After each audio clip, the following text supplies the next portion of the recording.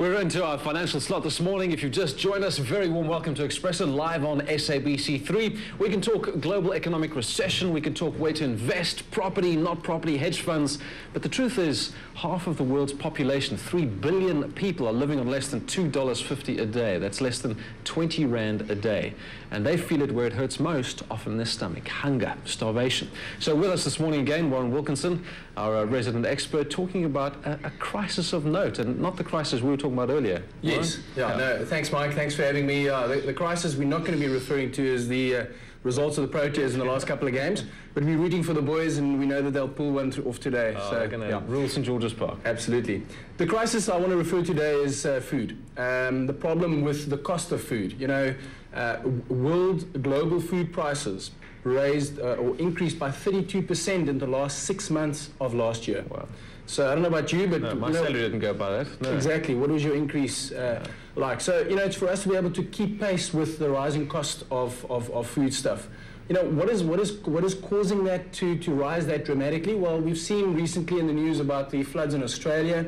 That immediately has had an effect on their wool production already for this year.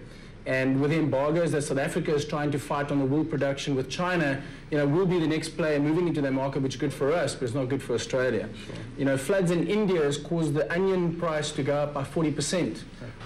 There's been a shortage of rain in Russia and Kazakhstan. So, you know, floods in Canada. And the effect of all these natural disasters are having a knock-on effect of the price of our food. Do you think government should step in and sort of manage that or curb that and say, hang on a sec, food prices can't go way out there, let's control that? Well, they've tried to do that. Yes, well, one of the things that one of our local retailer champions, Pick n Pay, has done, for example, in 2008, I was privileged to be at a launch book with Raymond Ackerman, where he mentioned the fact that they buy into a rising food market ahead of the time. So they'll buy R500 million worth of food and store that, so that when the food prices are increasing, they're able to keep the cost down. So somebody like a Pick n Pay is more likely to do something about that than government. Okay, well, let's talk about our level.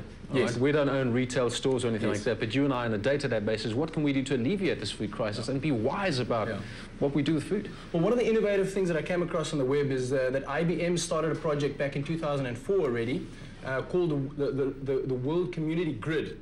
And it allows people with computers that when they don't use their computers, to allow that processing power to be taken over by a network, to be able to do calculations and mathematical algorithms that would normally take 200 years to complete in 1 or 2 years. Wow. Now, what they do with that statistics, so they do genetic testing on certain foods like the World Rice Nutrition Project, and then they bring out a hybrid of rice that is more drought resistant, more tasty, resistant to pests, so you don't have to use insecticides to prevent it from decay. And you know, that's another way of creating a healthy food substance at a and it happens while you sleep. I mean, it's no sweat of your brow, you know. Absolutely. Just leave the PC on and absolutely. What else? Well, I think the other things are more practical in terms of you know, making sure that you're eating your healthy foods like your fruits and your veg. A lot more cost effective than processed foods, and they're also a lot more nutritious as well. Sure. And then we can also look at the restaurants and you know, what do they do with their waste? And what do retailers do with their waste when it comes off the shelf? So, you know, looking at ourselves and saying we need to be less consumer-driven and looking out for our neighbors and making sure that those who are less fortunate than us can benefit from that we don't need. Sure. Warren, always great advice. Thank you so very much for that. It's a pleasure. I appreciate that. It's a pleasure. There you go. Food crisis, something that we're going to deal with on a bigger and larger scale as we go in our lifetime, I guess. So if you have innovative ideas, the place to do is actually let IBM know. You know. That's right. Else, put it on the web. Google it, Twitter it. Right now we're going to go to Kia and traffic. So stay tuned.